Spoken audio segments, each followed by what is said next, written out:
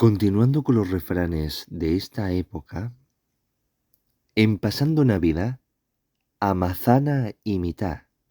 Hiperbólicamente, de forma exagerada, se indica que después de Navidad apenas puede comerse una manzana y media, puesto que empieza a notarse la disminución de las reservas alimentarias guardadas para el invierno.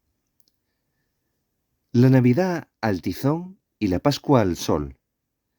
Lo propio es que en Navidad haga frío y la gente permanezca en sus casas y que por Pascua, con el sol de la primavera, ya pueda salir a los campos. Maguestu per Navidad y fusió la señardá. Entiéndese señardá como nostalgia, tristeza. El amaguestu o maguestu es la comida que se hace a base de castañas asadas, frecuentemente en ambiente festivo y como forma de socialización. Específicamente el refrán expresa que una abundante reserva de castañas en Navidad permite esperar pasar el invierno sin mayores estrecheces.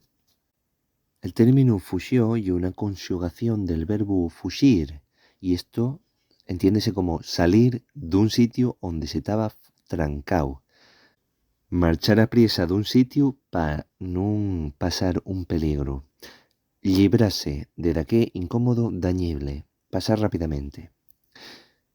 ¿Qué te parecen los refranes de güey?